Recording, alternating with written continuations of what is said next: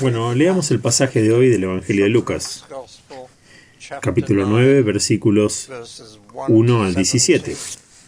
Cuando Jesús hubo reunido a los 12, les dio poder y autoridad para expulsar a todos los demonios y curar enfermedades, y los envió a predicar el reino de Dios y a sanar a los enfermos. Les dijo: no lleven nada para el camino, ni bastón, ni alforja, ni pan, ni dinero, ni túnica extra, y en cualquier casa que entren, quédense allí hasta que salgan de ese pueblo. Si la gente no les da la bienvenida, sacudan el polvo de sus pies cuando salgan del pueblo, como testimonio contra ellos. Así que partieron y fueron de pueblo en pueblo predicando el Evangelio y sanando a gente por todas partes. Herodes, el tetrarca, se enteró de todo lo que estaba pasando y quedó perplejo, porque algunos decían que Juan había resucitado de los muertos, otros que Elías había reaparecido, y otros que uno de los profetas de hace mucho tiempo había vuelto a la vida. Pero Herodes dijo: yo decapité a Juan. ¿Quién es este entonces del que escuché estas cosas? Y trató de verlo. Cuando los apóstoles volvieron, le contaron a Jesús lo que habían hecho. Entonces él los tomó consigo, y se retiraron solos a un pueblo llamado Betsaida. Pero la multitud se enteró y lo siguió. Él los recibió y les habló del reino de Dios y sanó a aquellos que necesitaban sanidad. A última hora de la tarde se le acercaron los 12 y le dijeron: despide a la multitud para que vayan a los pueblos y campos de los alrededores y encuentren comida y alojamiento, porque estamos en un lugar apartado aquí. Él les contestó: denles algo de comer. Y la respuesta fue: solamente tenemos 5 panes y 2 peces. A menos que vayamos a comprar comida para toda esta multitud. Había como 5.000 hombres allí. Pero él les dijo a los discípulos que se sienten en grupos de 50 cada uno. Y los discípulos hicieron así, y todos se sentaron. Tomando los 5 panes y los 2 peces, y mirando al cielo, dio gracias y los partió. Luego se los dio a los discípulos para que se sentaran delante de la gente. Todos comieron y se saciaron. Y los discípulos recogieron 12 cestas llenas de piezas que sobraron. A eso lo llamo el milagro del picnic providencial, porque el Señor estaba proporcionando la comida. Estamos viendo el cierre de su ministerio en el norte de Galilea, y luego hablaré sobre el gran punto de inflexión en su ministerio. El ministerio inicial de 2 años y medio fue en el norte, y luego todo cambió, y él fijó su rostro para ir a Jerusalén a una muerte segura. Así que esta es la última parte de su ministerio en el norte, y consiste en un resumen de lo que hizo con sus discípulos, lo que Herodes pensó de él, y luego el picnic providencial. Este fue el verdadero punto de inflexión donde los discípulos se convirtieron en apóstoles. Y aquellos que habían sido llamados a estar con él, después de haberlo estudiado, ahora eran llamados a sustituirlo. Y los discípulos se convirtieron en apóstoles, lo que significa los enviados. Fueron enviados para hacer lo que Jesús ya había estado haciendo. Así que primero fueron puestos en servicio y luego les ordenó ciertas cosas que debían hacer en la puesta en servicio y les dio poder y autoridad y necesitaban ambos. Y en segundo lugar les dijo que predicaran y curaran exactamente como lo habían visto hacer a él. Habían estado bajo estudio durante 2 años y medio, y ahora él iba a dar el gran paso de enviarlos a hacer lo mismo que él había hecho, pero sin él. Ese fue un cambio crucial. La puesta en servicio debe haberse hecho con algo así como la imposición de manos. Así es como se hacía generalmente en esos días. Y él los envió y les dio ciertas órdenes que debían seguir.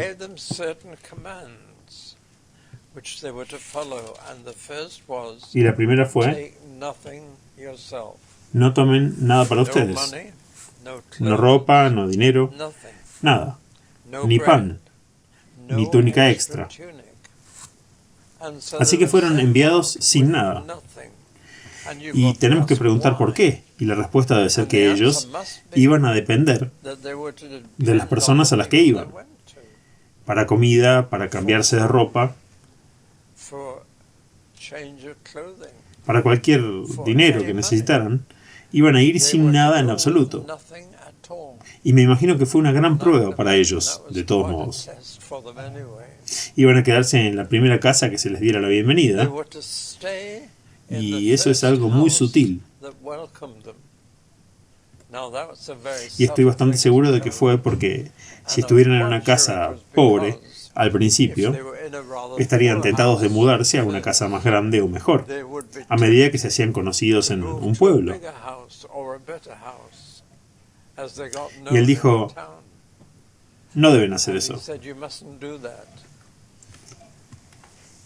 En la Universidad de Cambridge solíamos salir a predicar los fines de semana. Y temo que era costumbre en todas partes ponerte en la casa más grande de la iglesia. Era su forma de honrarte. Pero hubo una situación muy vergonzosa para mí porque fui a una pequeña iglesia metodista al norte de Cambridge y me recibió en la estación un hombre con su automóvil que resultó ser el ministro de la iglesia. Y mientras me llevaba dijo: debo disculparme por la hospitalidad. Y yo le dije: ¿por qué? Dijo que siempre era costumbre que el predicador visitante fuera a una casa grande y adinerada de un miembro de la iglesia. Y me dijo: yo estaba en contra de eso. Pensé que era favoritismo. Así que dijo: tuvimos una reunión de la iglesia y les dije a los miembros de la iglesia que de ahora en adelante compartiremos los predicadores visitantes, en vez de que vaya siempre a la casa más rica. Y dijo: eres el primer predicador visitante desde que decidimos eso. Y dijo: quiero disculparme por la hospitalidad, no es muy adecuada. Dijo: está bien, le dije yo. No importa, es solamente por una noche. Y él dijo: es un criador de cerdos y se ofreció a hospedarte. Y mientras conducíamos, me di cuenta de la granja de cerdos unas 2 millas antes de llegar allí. Y pueden deducir cómo. Dijo: es un criador de cerdos muy pobre.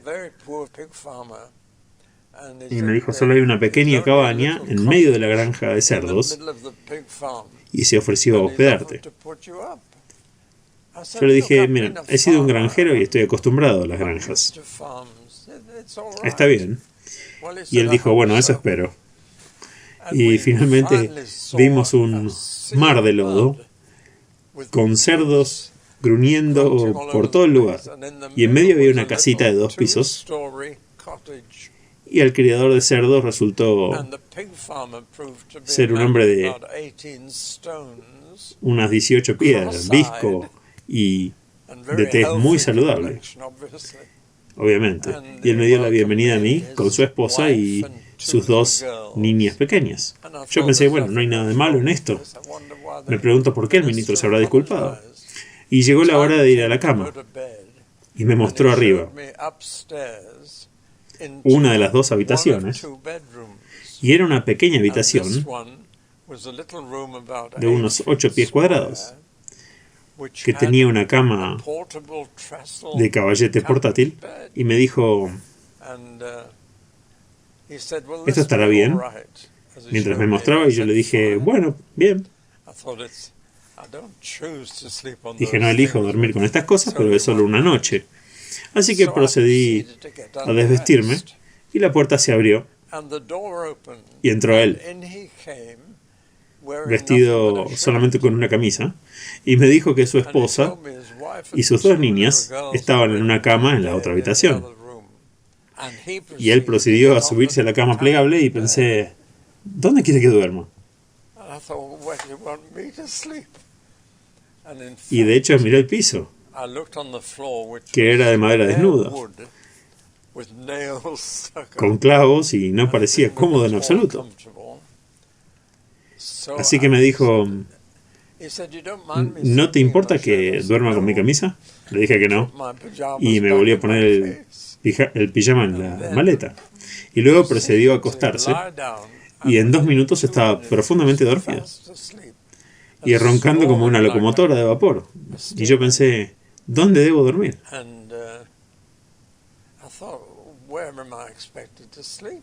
Y se acercó lo más posible a la pared, como pudo, y dejó una parte de la cama plegable para mí. Y yo pensé, bueno, ¿cómo puedo hacer para subirme en ese pedazo y quedarme ahí? Y finalmente saqué la pequeña cómoda que había y una silla, y las puse entre la cama plegable y la pared, y me deslicé entre la cómoda y él. Tuve que agarrarme de él para no caerme, pero pensé esto podría malinterpretarse, y por supuesto no pude pegar un ojo en toda la noche. Pero a las 5 en punto él despertó y dijo, tengo que ir a dar de comer a los cerdos. Y vi que el faldón de la camisa desaparecía por la puerta. Pensé, tengo todo el castre para mí solo. Y dormí unas 2 horas. Cuando subí al púlpito a la mañana siguiente, él estaba sentado en la primera fila con los ojos cruzados y luciendo muy saludable, y miró a todos los demás sonriendo como si dijera, yo estuve con él anoche. Y eso fue todo. Cuando el ministro me llevó de regreso a la estación, más tarde, ese día le dije, tienes toda la razón, no era adecuado. Pero Jesús dijo, si vas a una casa, quédate ahí mientras estás en el pueblo. Ni siquiera si te invitan, te mueves a una casa mejor. Estaba siendo muy sensato en eso. Él sabía lo que puede pasar. Y después dijo, si te reciben, excelente. Y debes recibir cualquier cosa que te den. Si te dan comida, recíbela. Pero si no te reciben, sacúdete el polvo de los pies cuando te vayas, como testimonio, en contra de ellos. Esa, por supuesto, era la bien conocida operación de decirle a alguien, no lo apruebo.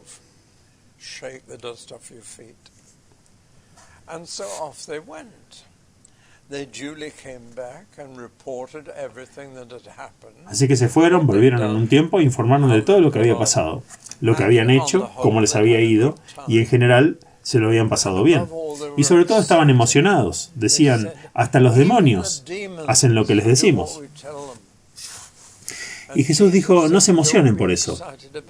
Regocíjense de que sus nombres están escritos en el libro del cielo. Eso es más importante que poder decirle a los demonios que salgan. Ahora, esos son los primeros versículos. Sigamos adelante a la segunda sección. La curiosidad llegó hasta donde estaba Herodes. Herodes era uno de los 4 reyes que quedaron a cargo de partes de la Tierra Santa, y por eso se lo llamó tetrarca. Una cuarta parte del gobierno, y el mayordomo de Herodes, a cargo de todos sus palacios,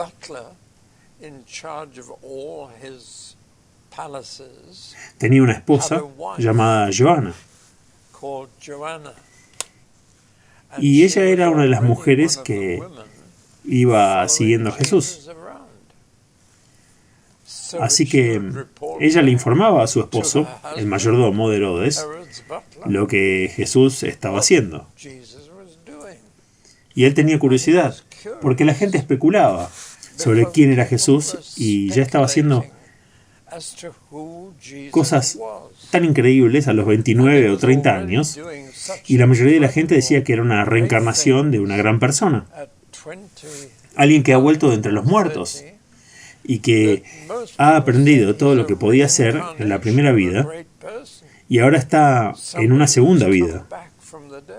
Eso era lo que decía la multitud.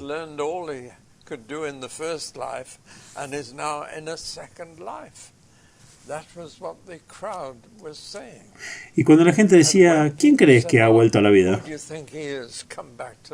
Algunos dijeron Juan el Bautista, algunos decían Elías, algunos decían uno de los otros profetas, y todos estos rumores los escuchó Herodes, y solo estimularon su curiosidad.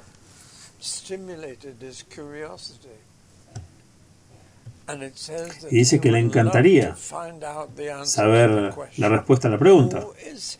¿Quién es? Y es interesante que su primera respuesta fue, no puede ser Juan, yo le corté la cabeza. Y él simplemente no podía aceptar ninguno de los rumores. Y solo dice que anhelaba ver a Jesús. Ahora, por supuesto que siendo un rey, no iría a ver a Jesús. Esperaría que Jesús viniera a verlo a él, si lo invitaron. Lo que Jesús nunca hizo. Y si me adelanto en el Evangelio de Lucas, primero Herodes se convirtió en enemigo de Jesús y quería matarlo. Y Jesús le dijo, ve y dile a esa zorra. Lo cual es una de las cosas más insultantes que Jesús dijo sobre alguien. Un zorro era una criatura astuta, una criatura inteligente. Y Jesús llamó zorro a Herodes. Y Jesús nunca fue a verlo, hasta que en su juicio lo obligaron a ir.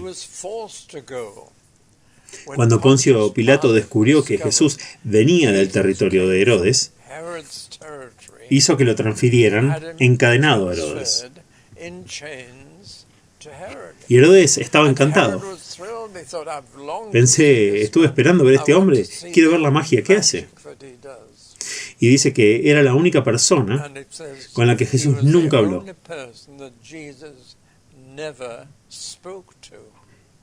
No tenía nada que decirle.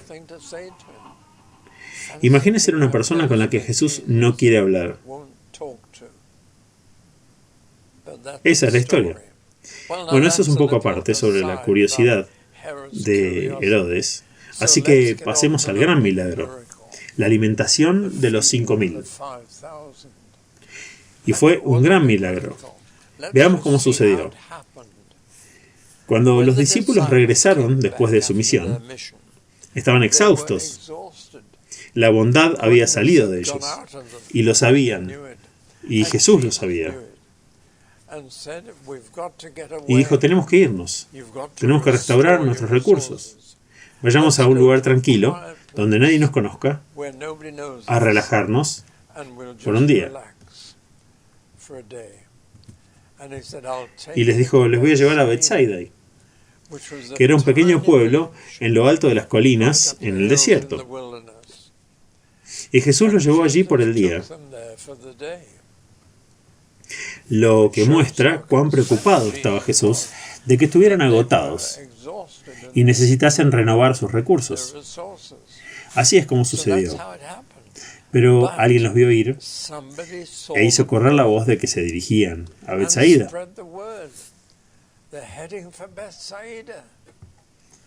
Y las multitudes lo siguieron.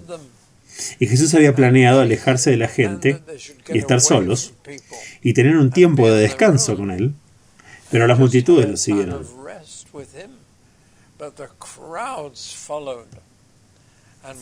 Y cuando llegaron a Betsaida tenía miles de personas, 5.000 hombres. No sé si eso significa que había mujeres o niños, o incluso con ellos. Sabemos que había al menos un niño, porque figuran en la historia. Pero Jesús encontró, en lugar de un descanso, en lugar de un retiro, en lugar de retirarse de la multitud, que había miles de personas. Bueno, ¿cuál hubiese sido tu reacción en eso? Una reacción humana hubiese sido: vinimos aquí para estar alejados de ustedes, no queremos una multitud, hemos estado ministrando a la gente, necesitamos un descanso, y he planeado esto para mis discípulos, así que aléjense, no los queremos. Eso hubiera sido una reacción muy humana, pero dice que la reacción de Jesús fue: tenemos una multitud, vamos a ministrarles, vamos a predicar y sanar. Y dice que Jesús les dio la bienvenida. Cuando planeaste unas vacaciones y te vas a descansar un poco y descubrís que la gente sabe que vas y fueron allí antes que tú, se necesita mucha gracia para darles la bienvenida. Y decirles: estoy tan contento de verlos. Pero Jesús lo dijo. Él dijo: vamos a ayudarlos. Nos siguieron porque quieren algo, vamos a dárselo. Y dice que predicó el reino y sanó a todos los enfermos. Y le tomó la mayor parte del día. Su día libre resultó ser un día bastante pesado de ministerio. Cuando el sol comenzó a ponerse, ese era el momento en que todos querían y necesitaban una comida.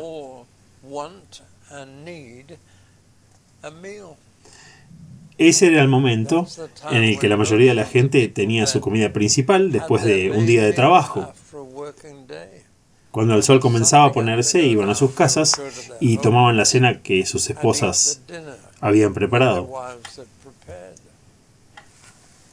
Pero no estaban en casa, estaban a millas de cualquier lugar. Por lo que los discípulos le dijeron a Jesús: despídelos. Diles que han tenido un día de enseñanza y curación. Diles que se vayan a casa o a los pueblos y ciudades cercanas donde pueden conseguir algo de comida y tal vez algo de alojamiento. Así que los discípulos le dijeron a Jesús que los despidiera. Jesús respondió y les dijo a los discípulos: denles de comer.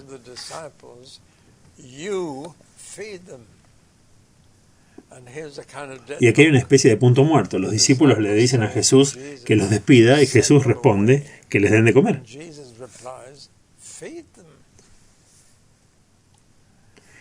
Vamos a decir ahora algo un poco más tarde que puede sorprenderlos, pero la reacción de los discípulos fue: ¿cómo puedes decirnos eso?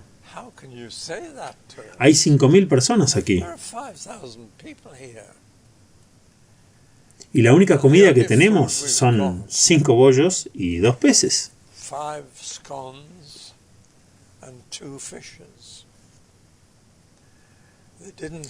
No dijeron que lo sacaron de un niño y que habían traído un picnic.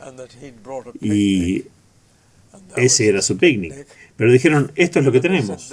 ¿Cómo podemos alimentar a esta multitud?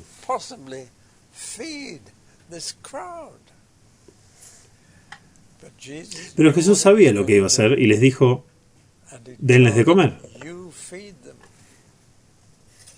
Y fue entonces cuando ocurrió el milagro. Tomó esos 2 peces y los 5 panes y comenzó a partirlos. Y dijo, bueno, ahora denles de comer. Dijo que se sientan en grupos de 50.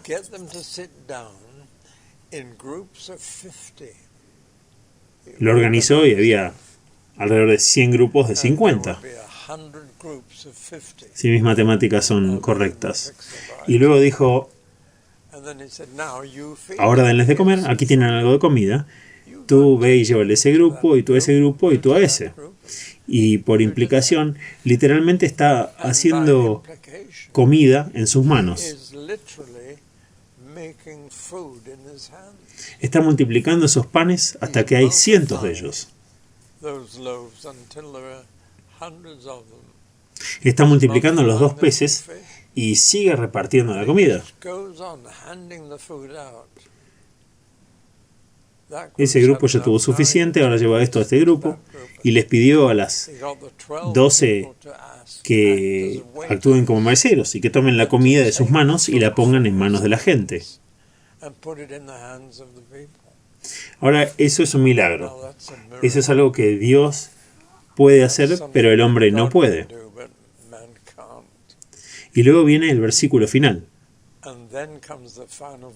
Y dice, todos ellos comieron y se saciaron. Y saciar 5.000 apetitos con un puñado de pescado y pan es realmente un milagro.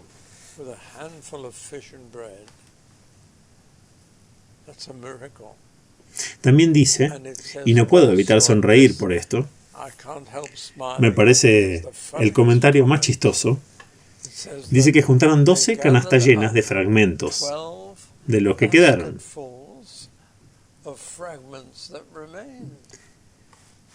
Me parece muy divertido eso. ¿A ustedes no? Déjenme explicarles. Siempre estoy haciendo preguntas sobre la Biblia y las 2 preguntas que hice sobre este último versículo fueron: 1, ¿de quién eran las canastas? Y 2, ¿por qué estaban vacías?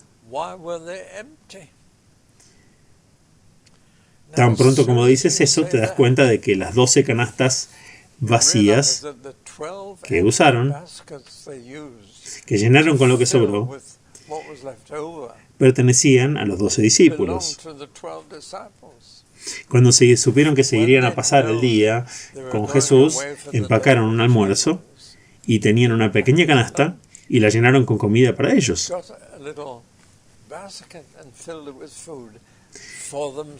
Y ahora estas canastas estaban vacías.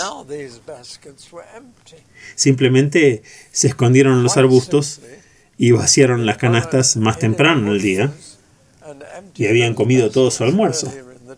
No habían compartido nada.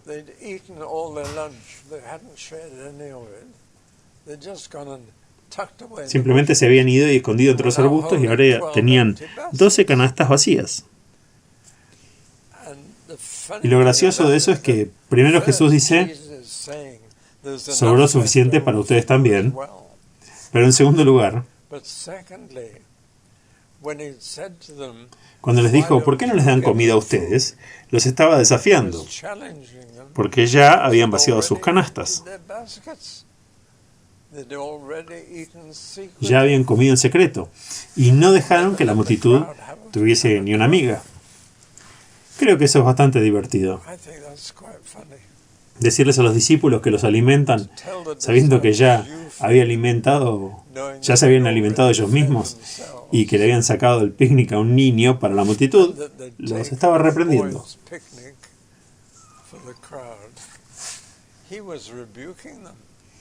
Quiero decir entonces algo acerca de esto. Jesús no estaba haciendo nada nuevo con esto en la Biblia, porque el mismo Elías ya lo había hecho. Si conocen su Antiguo Testamento, saben que Elías había causado una hambruna durante años al orar para que cesara la lluvia. Y que el mismo Elías había huido del país a la casa de una viuda y le preguntó si podía alojarlo. Y ella dijo, puedo alojarte, pero no tengo comida para ti. Solo me queda un pequeño chorro de aceite.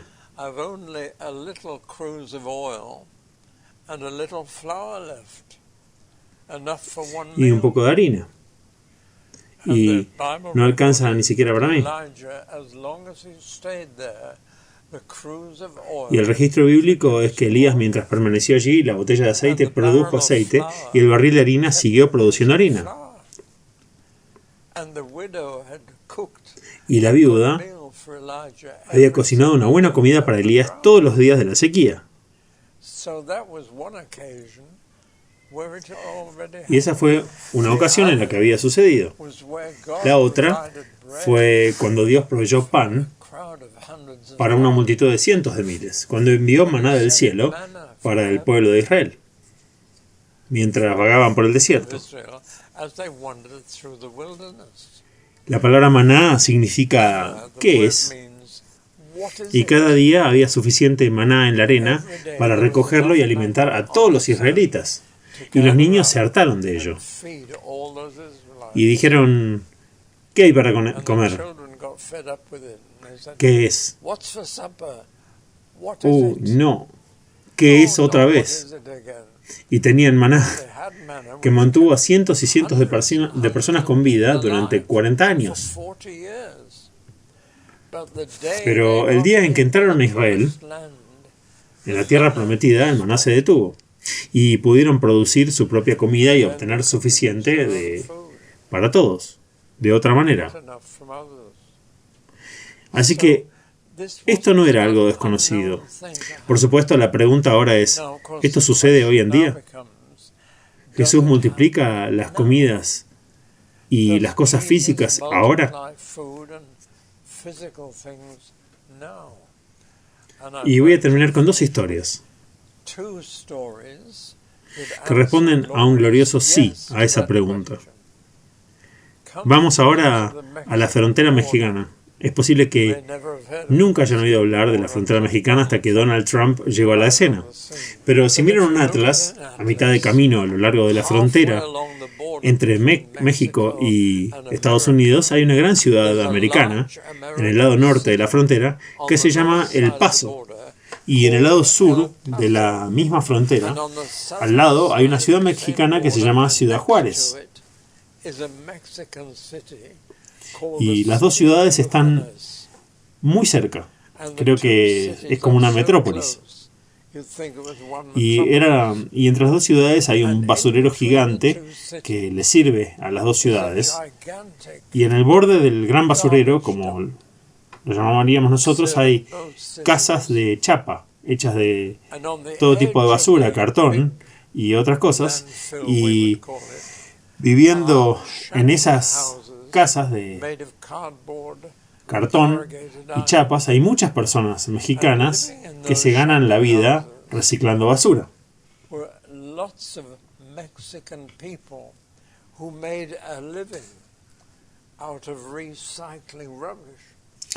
Todavía pasa hoy cuando hay un basurero grande, pero ahí hay cientos de mexicanos que se ganaban la vida y guardaban los pedacitos de metal y los pedacitos de papel y los vendían como basura reciclable.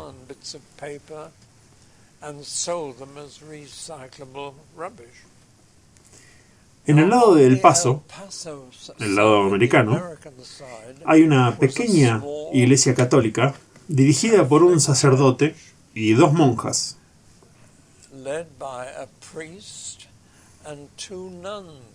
Y cuando la renovación carismática golpeó a los católicos, el sacerdote y sus dos monjas se llenaron del Espíritu Santo.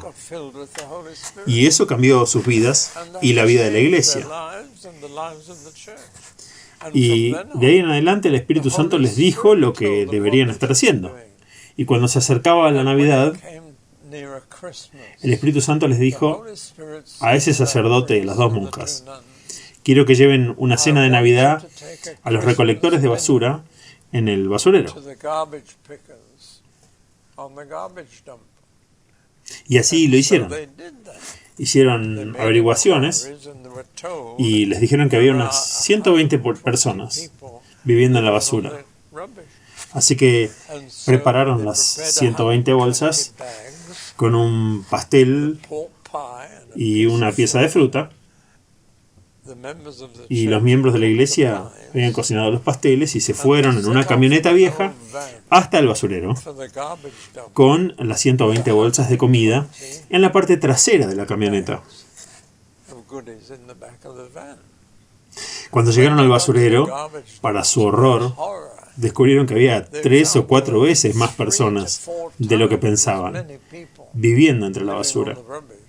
Y solamente tenían 120 bolsas de comida navideña para ellos.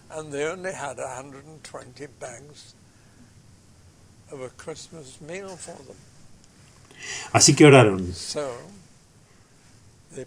y dijeron, bien, solo tendremos que distribuir las bolsas que tenemos.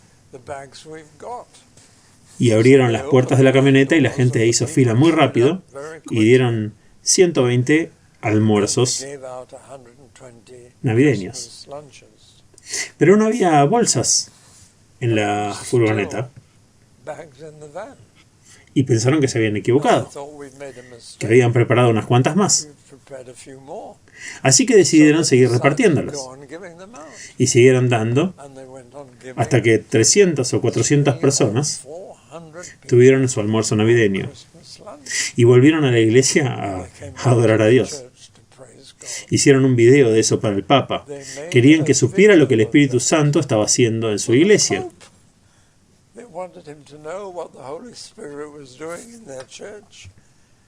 Y enviaron un video de todo al Santo Padre. Y el querido sacerdote, al comienzo del video, le dice: Santo Padre, debes saber lo que el Espíritu Santo está haciendo en nuestra pequeña iglesia. Y mi esposa y yo vimos el video y lo vimos fascinados, porque esto realmente está sucediendo. Y es el Espíritu Santo diciéndole a una iglesia que dé una cena navideña a muchas más personas de lo que pensaban. Y sin embargo hubo suficiente. Eso es un ejemplo. Y si ven el paso en el mapa, ahí es donde está la pequeña iglesia. Para el otro ejemplo voy a Holanda, a una de las santas de nuestros días. Ella está muerta ahora, pero su nombre era Corrie ten Boom. ¿Alguno de ustedes escuchó hablar de ella? ¿Alguno de ustedes sí? Es una mujer maravillosa. La conocí por primera vez en Berlín, en una conferencia, y para mí ella entonces era solo un nombre. Y la querida Corrie ten Boom, Billy Graham hizo una película sobre ella, llamada El Escondite. Y yo vi El Escondite. Está en Haarlem, en Holanda, donde Corrie ten Boom, su hermana y su padre, que era relojero, vivieron en Haarlem.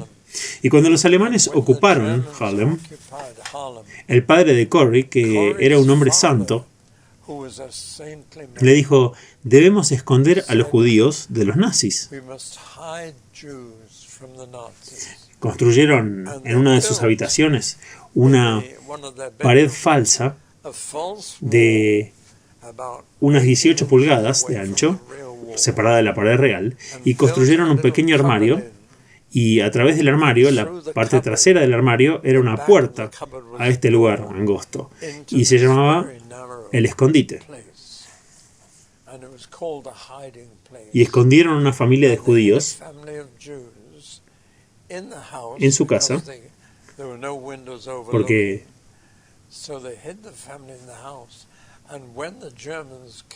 no había ventanas ahí, y cuando escondieron a la familia, y cuando los alemanes llegaron a la casa, pusieron a los judíos en este escondite detrás de la pared falsa.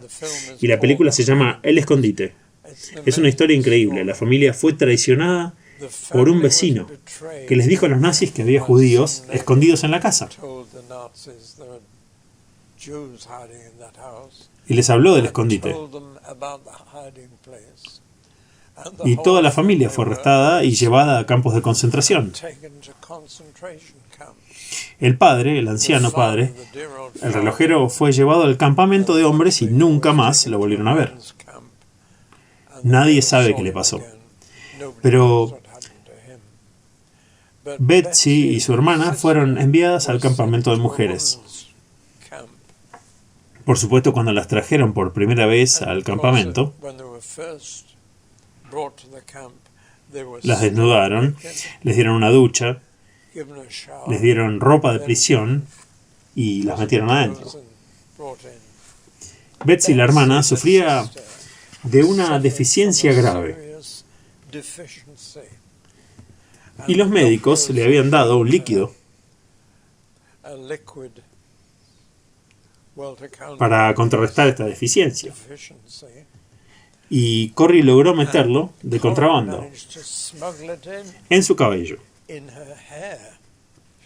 Tenía el pelo largo en un moño y logró esconder esta botella para Betsy en su cabello cuando la llevaron a la ducha. Y cuando entraron en una gran barraca en el campamento, para su horror, descubrió a otras 4 o 5 mujeres que tenían la misma deficiencia. Y Corrie se enfrentó a un terrible dilema.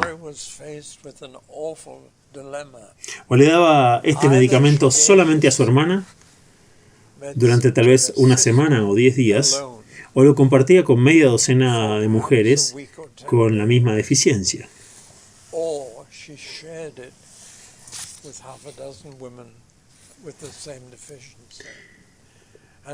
Y oró al respecto y decidió compartirlo. Así se lo dijo a las otras mujeres que realmente lo necesitaban. Y el primer día inclinó la botella en una cuchara y le dio una dosis a cada una de las mujeres. Y lo hizo durante una semana, y durante 2 semanas, y 3 semanas, y durante un mes, y durante 2 meses. Y aún así la botella siguió produciendo el medicamento de deficiencia que se necesitaba. Hasta que las mujeres en ese campamento se reunían todos los días alrededor de lo que llamaban la botella mágica, para ver cómo sucedía. Pero Dios multiplicó el medio en esa botella todos los días. Un día, meses después, Corrie inclinó la botella y no salió nada. Y tuvo una verdadera crisis de fe. Dijo: Señor, ¿por qué no hay medicina en la botella? ¿Me he debilitado en mi fe?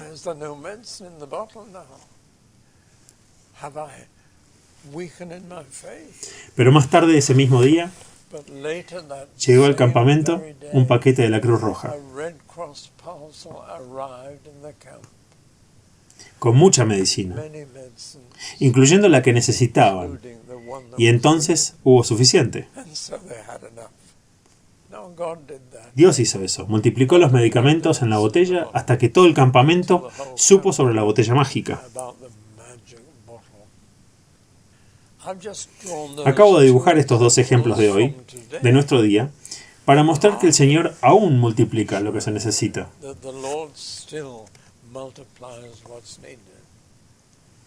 Él puede multiplicar una cosa física como la medicina. Puede multiplicar las bolsas de comida para los recolectores de basura de El Paso. Él sigue siendo el mismo Señor. Y yo estuve haciendo esto a lo largo de estos estudios para mostrarles que Jesús es el mismo que siempre fue. Ahora tenemos un visitante entre nosotros que me gustaría presentarles. Lo conozco desde hace muchos años. ¿40? He conocido a Vernon por 40 años. Y encuentro su historia muy difícil de creer. Él también. Y le he pedido que les cuente su historia, porque es tan actualizada como la de Corrie ten Boom. Ahora pastorea una pequeña iglesia en Christchurch, en Bournemouth. Y ahí es donde te conocí, creo, hace 40 años. Y nos conocemos, y me tomó algún tiempo persuadir a Vernon que nos cuente su historia. Y ahora está siendo usado y muy ampliamente en toda Europa.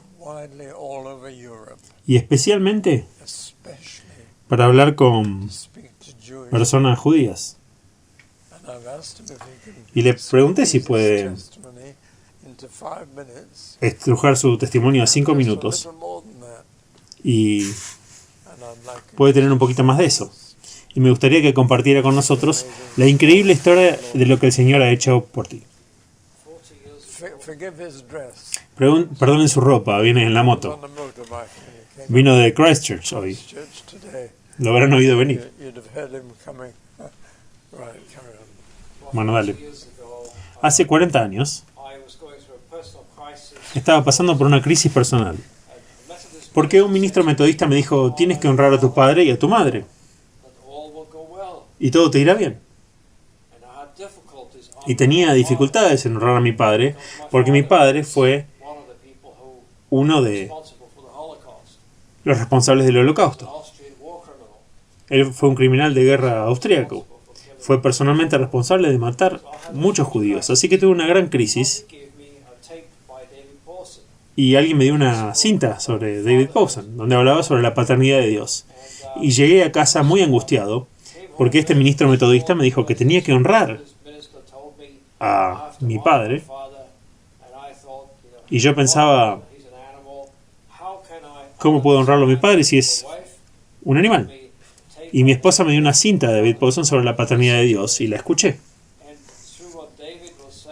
Y a través de lo que David decía y enseñaba en esa cinta, algo sucedió dentro de mí que tuve que resolver. Y para poder hacerlo, siendo austríaco, nací en Austria, me crié en una iglesia católica, visité Austria en ese momento. Entré en la iglesia católica como normalmente haría y estaban pasando por la confesión de fe. Creo en Dios el Padre, creador del cielo y la tierra, y en Jesucristo su Hijo, nacido de la Virgen María. Y algo extraño sucedió durante esa confesión. De repente tuve esta revelación de que la Virgen nunca fue llamada María porque no era católica, era una mujer judía cuyo nombre era Miriam. Eso fue una revelación. Pero luego la confesión de fe fue al revés y en Jesús yo sabía que el nombre de Jesucristo era una traducción griega, pero Jesús no es griego, porque María era judía. Y el ángel Gabriel le dijo a ella que le diera a su hijo un nombre que no fuera Jesucristo. Era Yeshua, que en hebreo significa Salvador. Y comencé a darme cuenta de que Jesús era judío. Creo en Dios el Padre. De repente tuve esta revelación de que Dios no era el Dios que pensamos que era, sino que se identificó como el Dios de Abraham, Isaac e Israel. Por lo que el Dios de Israel amaba tanto al mundo que le dio a su hijo Yeshua, nacido de la Virgen Miriam, y comencé a darme cuenta de que Jesús es judío. Y yo seguía diciendo en la iglesia católica, Dios mío, ¿qué le hicimos a los judíos? ¿Por qué ahora se me olvidó cómo salí de la iglesia católica? Había mucha gente allí. Había una orquesta. Me encontré tropezando en el bosque en algún lugar. Le dije, Dios mío, ¿qué le hemos hecho a los judíos? Y ese día algo raro pasó. Y Dios no solamente me dio una revelación del significado de Israel,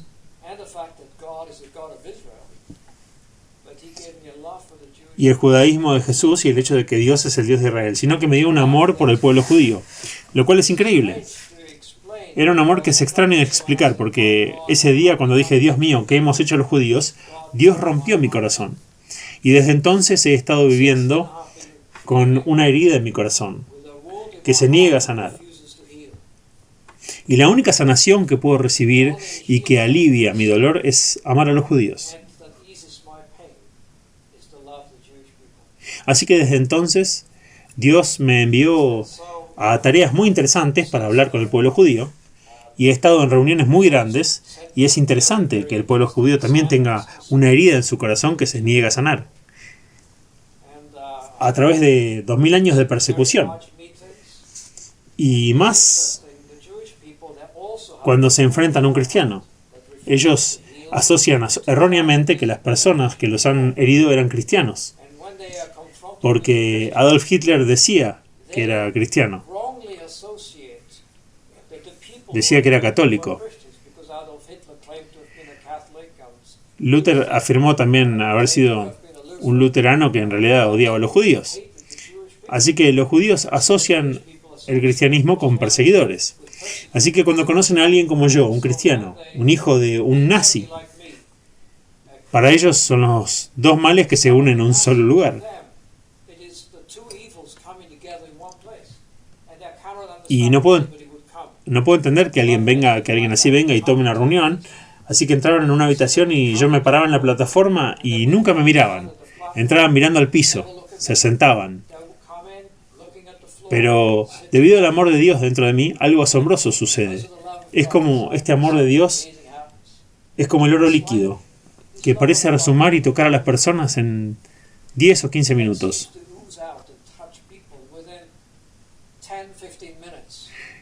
Todos los judíos van a estar de mi lado. Dios haría algo increíble donde se convertirían en mis amigos. Y recuerdo un incidente en particular. Una dama, una mujer judía, llegó a la plataforma. Yo les pedí a los judíos que subieran y así pude relacionarme con ellos. Y ella se me acercó. No podía hablar nada de inglés. Y yo solo quería abrazarla porque sabía que había perdido a 56 miembros de su familia en un campo de concentración. Y cuando lo hice, ella me abrazó a mí y comenzó a llorar. Nunca había visto o oído a nadie llorar así. Lloró como si llorara por cada una de las personas a las que perdió, por toda su generación, por todo el pueblo judío.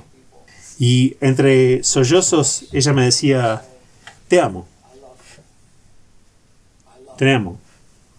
Entonces, hay un trabajo de curación increíble que Dios está haciendo y tengo el privilegio de ser testigo de eso, donde quiera que vaya. Así que el ministerio para mí es en realidad una aventura y pensé, sí, gracias David por la oportunidad. Dios te bendiga. Fuimos amigos por 40 años. Dios te bendiga, mi hermano. Bueno, espero que eso sea suficiente para ayudarlos a darse cuenta de que Jesús es real y todavía está haciendo cosas maravillosas por personas maravillosas. No nos dijiste muchos... No nos contaste mucho acerca de cómo te convertiste en cristiano. No tenemos tiempo. No, tal vez en algún otro momento. Muchas gracias, Vernon. Hemos sido amigos cercanos durante 40 años y no me había dado cuenta de que había pasado tanto. Ese es el periodo que Dios nos pone en juicio. Muchas gracias.